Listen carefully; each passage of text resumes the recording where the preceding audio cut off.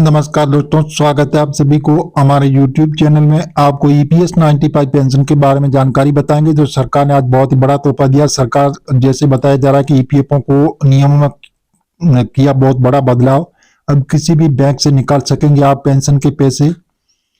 तो जी हाँ दोस्तों, जनवरी में कई नियमों में बड़ा बदलाव हो चुका है कि अब किसी भी बैंक से निकाल सकेंगे पेंशन के पैसे। किसी भी कर्मचारी को पेंशन पाने के लिए ईपीएफओ के तहत रजिस्ट्रेशन कराना होता है और उसे कम से कम 10 साल तक का योगदान करना पड़ता है। नियमों में किया बड़ा बदलाव। अब किसी भी बैंक से आप निकाल सकोगे पैसे और रूल्स चेंज भी हो चुका है। पेंशन ईपीएस जो पेंशन की राशि देश के किसी भी बैंक से निकाल सकेंगे।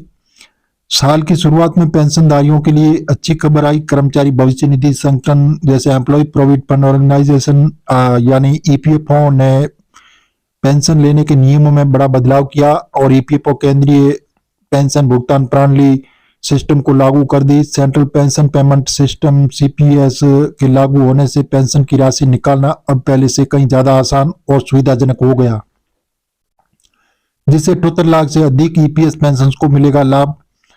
और सीपीपीएस के तहत अब ईपीएस के पेंशन जो और देश के किसी भी बैंक किसी भी ब्रांच से अपनी पेंशन राशि निकाल सकते हैं। इसके लिए किसी एडिशनल वेरिफिकेशन की जरूरत नहीं होगी। इस बदलाव से 78 लाख से अधिक ईपीएस लाभार्थियों को लाभ होने की उम्मीद है। पेंशन नियमों में इस बदलाव के बाद लाखों लोगों के लिए पेंशन राशि की निकासी बेहद आसान हो गई। क्या है ईपीएस पेंशन और ईपीएस पेंशन? कर्मचारी पेंशन स्कीम। पेंशन उन कर्मचारियों को मिलती है जो ईपीएफओ के तहत काम करते हैं। जब कोई कर्मचारी अपने कामकाजी जीवन के बाद रिटायर हो जाता है तो काम करते हुए किसी कारणवश अपंग हो जाता है तो ईपीएस के तहत पेंशन ईपीएस 95 पेंशन मिलती है। ये पेंशन कर्मचारियों के भविष्य को सुरक्षित करने के लिए सरकार द्वारा दी जाती है। कैसे बन सकते हैं इसके आप पात्र? किसी भी कर्मचारी को पेंशन पाने के लिए ईपीएफओ के तहत रजिस्ट्रेशन कराना होता है और उनको कम से कम 10 साल तक का योगदान भी करना पड़ता है। उसके बाद जब कर्मचारी 18 वर्ष की आयु पूरी कर लेता है तो उसे पेंशन मिलना शुरू हो जाती है। इसके अलावा यदि कोई कर्मचारी किसी कारणवश अपंग हो जाता है तो उसे पेंशन का लाभ मिलता है। कब कब निकाल सकता है पेंशन? पेंशन अपनी राशि हर महीने निकाल सकता है। नए नियम के बाद अपनी पेंशन राशि किसी भी बैंक से प्राप्त कर सकता है। पहले इसके लिए पेंशनधारी को केवल निर्धारित बैंकों से ही पेंशन प्राप्त करने की सुविधा मिलती थी, लेकिन अब विकल्प खोल दिया है।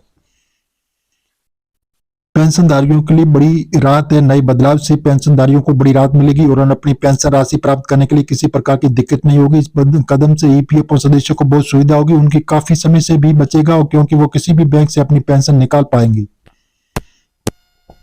तो जी हाँ दोस्तों, हम आपको मीडिया आधारित बता रहे हैं। सरकार से अभी हाल फिलहाल ऐसी घोषणा नहीं हुई है। सरकारी ऑफिशियल वेबसाइट पर जाकर इसकी जानकारी ले सकते हैं और मिलेंगे नई जानकारी के साथ। नई और पहली बार तो चैनल को सब्सक्राइब कर लीजिए ताकि इसी प्रकार की जो नई जानकारी होगी वो सबसे पहले आपको मिलती रहेगी।